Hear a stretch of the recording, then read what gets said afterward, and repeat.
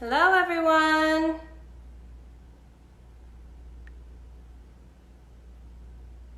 Just getting set up over here.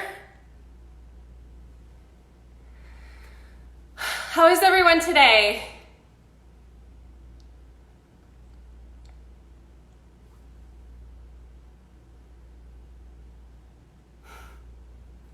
I see some waves.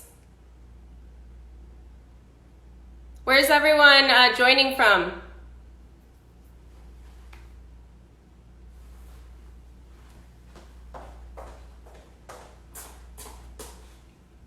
All right. Well, hi everyone. Welcome back. Maybe this is your first time joining. Welcome again. This is Cooking Together with My Food and Family. So this is a Instagram and Facebook live series that we're doing to help us all through some of these uncertain times and equip you with the knowledge and skills you need to conquer your kitchen and make cooking fun.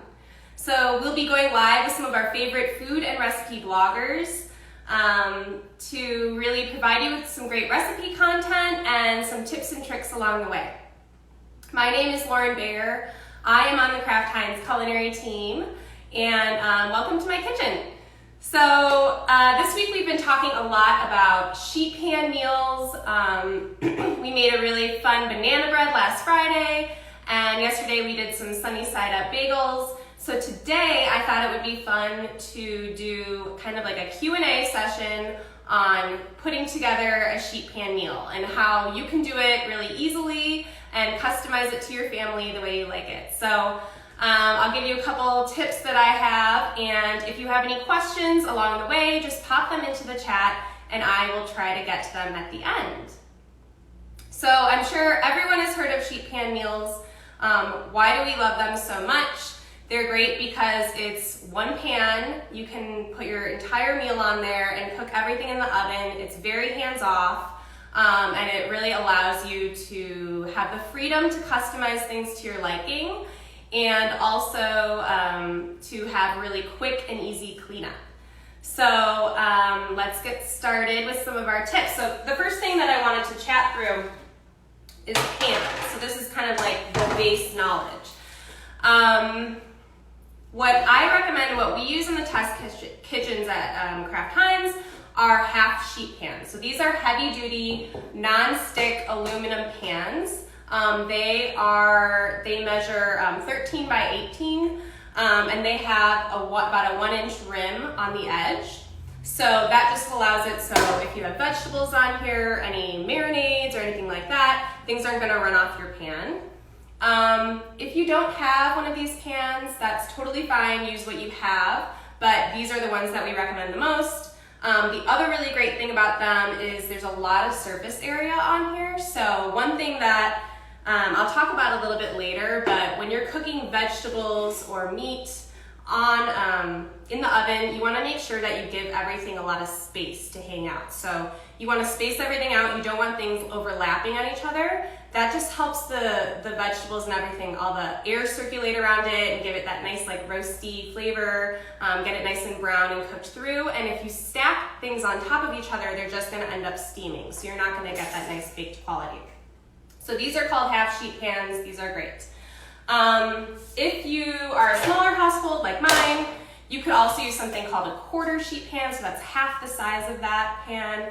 Again, heavy duty, but this is perfect for a smaller household. I could put, 2 pieces of chicken or fish on here, my veggies on this side, and it'd be great. The other thing I wanted to talk through is lining your pan. So just, you're only using one pan to put everything together. That's really gonna help with dishes at the end, but let's say your food gets kind of stuck to your pan. What you wanna do is line it with foil or parchment just to make sure things don't stick, and that just helps with cleanup at the end too. And what I always recommend as far as, let's say you're gonna end up finishing your pan in the broiler or in a really hot oven, I tend to recommend foil more than parchment just to make sure that the parchment doesn't burn. So, okay, on to the fun part, the food. So I'm calling this like my 3 simple steps to sheet pan success. Really easy, anyone can do it. Step 1 would be choosing your protein and your vegetables. So this is really your opportunity to take a look at what's in your fridge or your freezer and combine things that you think would go really nicely together. And there's 2 different ways to do it. So 1, you could choose a protein and a vegetable that are gonna cook at the same time. So for an example of that might be fish and green beans. They both, in a 400-degree oven, will cook for around 12 to 15 minutes. So if you put them in at the same time, in 12 to 15 minutes, you take them out, they'll both be cooked. Your second option are choosing things that maybe don't cook at the same time. So let's say you have your fish, but you want to add potatoes. Well, potatoes take more like 30 to 45 minutes in a 400-degree oven. So what you're going to want to do is put your potatoes on your pan first and cook them until you've got 12 to 15 minutes left of cooking time. So you're going to cook them about 20 to 25 minutes, then add your fish to the pan, and when you take everything out, it'll all be cooked at the same time. I hope that makes sense. If it doesn't, again, put any questions that you have into the comments and I'll try to answer them. So today we're going to put together a sheet pan dinner. And I'll kind of talk you through what I've decided to do. The way that I like to do it, because I'm a smaller household, is I use it for meal prep. So I'm gonna put together a sheet pan that one side of it is kind of like Greek flavored and one side is more like Mexican fiesta flavored, so that I can get 2 different meals out of it and use them throughout the week. So for my Greek flavored one, I have in this bowl I'm gonna do green beans. So these are just regular clean green beans. I did cut them in half, and the reason that I'm cutting them in half is just so that once they're done cooking, they'll already be a size that's manageable for me to eat and I don't have to cut them. The other vegetable I'm going to use is just some sliced red onion. It's one small red onion, and I'm going to add half of it to my green bean mixture. So this is going to be my veggies for that one side of the pan. This is going to be my Greek veggie mix. For my fiesta one, I chose some bell peppers. So I've got some orange and yellow sliced bell peppers in this bowl. And what I'm going to do is just add the rest of my red onion into here. Again, you can use whatever kind of bell peppers you have. I just chose red and yellow because I think when you mix it with the red onion, it just gives it like, you know, a nice pretty color. You eat with your eyes, so you want your food to look beautiful as well. Okay, so now I've got my 2 veggies that I've chosen. The great thing about both these veggies is they're gonna cook at the same time. So they're gonna be done around the same time. For my protein, I have my prepared sheet tray, my half sheet pan. I'm using boneless, skinless chicken breasts on here. So when I cook everything for 400 degrees, at 400 degrees in the oven, it's gonna take about 20 to 25 minutes for everything to cook. So now we've got our, we've done step 1. We've chosen our veggies, we've chosen our protein. Okay, on to step 2. This is where it's gonna get a little bit more fun. So this is where you can add in whatever seasonings or flavorings you like. So one thing that we do in the test kitchens is we use our Kraft dressings as a marinade. We put it on veggies, we put it on protein, and it really just helps add some extra flavor to what you're already cooking. And it's great because it's something that you already probably have in your fridge that you can use for multiple purposes. You know, we'll saute things in it. It's just really multifunctional. But let's say you don't have dressing, some other options. Maybe you want to do like a barbecue one. That could be fun. You could also make a marinade with some of our mustards. I love doing these on fish. They'd be great on chicken as well. So play around with the different kinds of marinades that you want to use, and at the same time you can also choose what kind of seasonings you like. So does your family really like something spicy? Do you want to add some cayenne pepper? Do you like smoky, like a smoked paprika, onion powder, garlic powder? Play around with using this as kind of your base and adding in what your family likes. So what I'm gonna do today with mine is I've got my Greek veggies in here. I have our Kraft Greek vinaigrette, and I'm just gonna add 2 tablespoons of it into my dressing mixture, or into my veggie mixture. And I'll just toss that around. And I'm gonna add that to one side of our sheet tray. And now the veggies are really nicely coated in oil, so they're not going to stick to the pan. They shouldn't stick to the pan, and they should be nicely flavored with some of that Greek vinaigrette. And again, what we want to do is just make sure things are nicely spread out. It's not too crowded in there. Now for my Mexican fiesta peppers and onions, I have actually our Kraft Italian vinaigrette, and what I've done is kind of like jazzed it up a little bit. So I've added some fresh lime juice in there, and then I also added a little bit of chili powder to give it a little bit more of that smoky flavor that I like. So again, I'm gonna add 2 tablespoons of this to my veggies. And toss these up.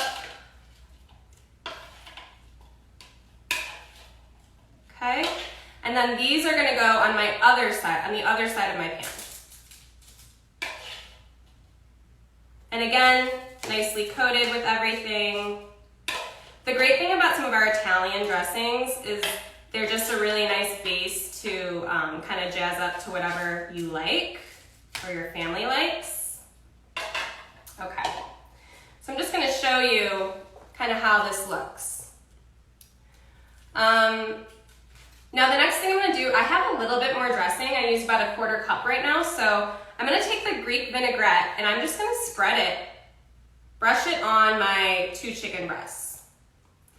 And again, that's just gonna give it that nice added flavor. And also, keep it from sticking and give me just 2 different, meals out of this. And I'm gonna do the same thing with my fiesta one with my other 2 chicken breasts.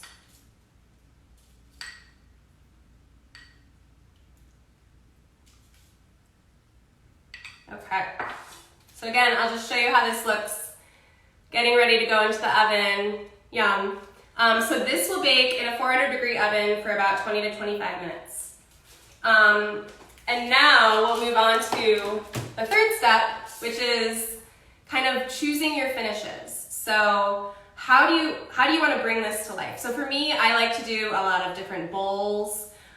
So for my Greek one, what I was thinking I would do is maybe serve it over some pasta, top it with a little bit of cucumber, maybe some more of that Greek vinaigrette dressing. We've got our Kraft or Athena's feta cheese, and then I've got some fresh dill that would be delicious on top. So that would all go once everything's done. I could chop it up, put it on top of my pasta, and add my toppings on. Another thing you could do if you wanted like a melty cheese, maybe you would add your feta cheese for the last 5 minutes of cooking. Just sprinkle it on top of your chicken, put it back in the oven, and just let it kind of melt. So think about, do you want something melty? Do you just want something fresh that you're gonna add at the end? How do you wanna finish your meal?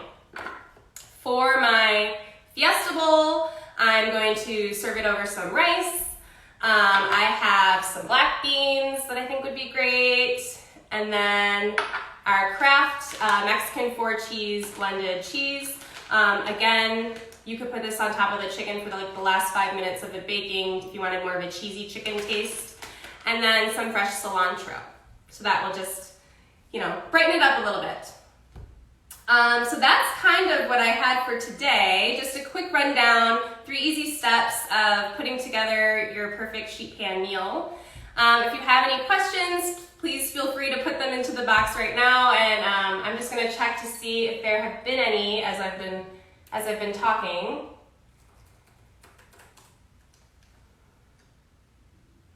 Okay, so one person's asking where I got these pans from.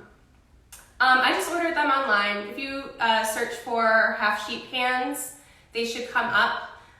They're really easy. I actually ordered 2 new ones last week, and they are super affordable too. Just kind of like a nice upgrade for your kitchen. Does anyone have any questions as far as, how you would want to maybe mix things up? Are there any inspiration that you have? Like, would you want to use pork instead of chicken, or chicken thighs instead of chicken breasts? Someone's asking if you can freeze the meals. You could.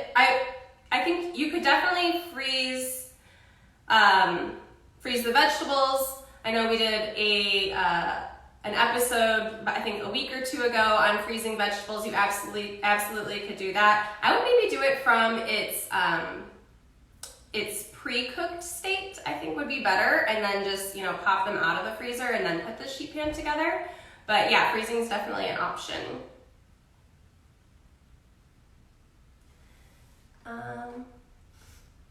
All right, well, I guess I must have explained this really, really nicely, because we don't have any other questions right now that I see. So let's see if one more is coming in.